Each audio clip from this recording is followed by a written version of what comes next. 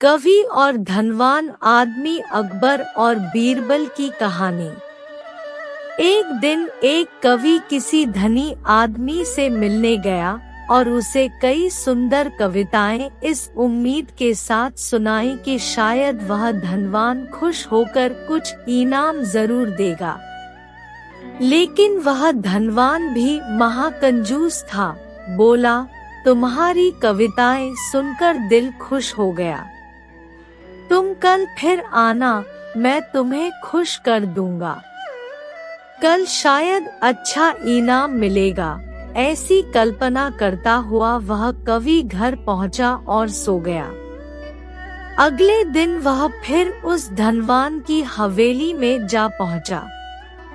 धनवान बोला, सुनो कवि महाशय, जैसे तुमने मुझे अपनी कविताएं सुनाकर खुश किया था, उसी तरह मैं भी तुमको बुलाकर खुश हूँ।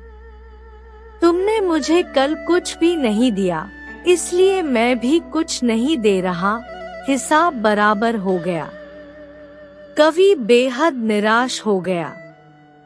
उसने अपनी आप बीती एक मित्र को कह सुनाई और उस मित्र ने बीरबल को बता दिया। सुनकर बीरबल बोला, अब जैसा मैं कहता हूँ वैसा करो। तुम उस धनवान से मित्रता करके उसे खाने पर अपने घर बुलाओ। हाँ, अपने कवि मित्र को भी बुलाना मत भूलना। मैं तो खैर वहाँ मौजूद रहूंगा ही। कुछ दिनों बाद बीरबल की योजनानुसार कवि के मित्र के घर दोपहर को भोज का कार्यक्रम तय हो गया। नियत समय पर वह धनवान भी आ पहुंचा। उस समय बीरबल, कवि और कुछ अन्य मित्र बातचीत में मशगूल थे। समय गुजरता जा रहा था लेकिन खाने पीने का कहीं कोई नामोनिशान न था। वे लोग पहले की तरह बातचीत में व्यस्त थे। धनवान की बेचैनी बढ़ती जा रही थी। जब उससे रहा न गया तो बोल ही पड़ा, भोजन का समय तो कब का हो चुका। क्या हम यहाँ खाने पर नहीं आए हैं? खाना? कैसा खाना? बीरबल ने पूछा। धनवान को अब गुस्सा आ गया। क्या मतलब है तुम्हारा?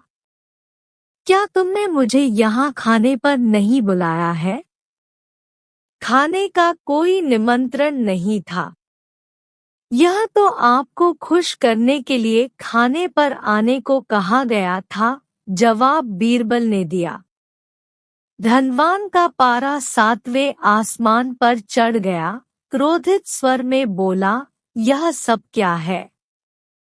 इस तरह किसी इज्जतदार आदमी को बेइज्जत करना ठीक है क्या? तुमने मुझसे धोखा किया है।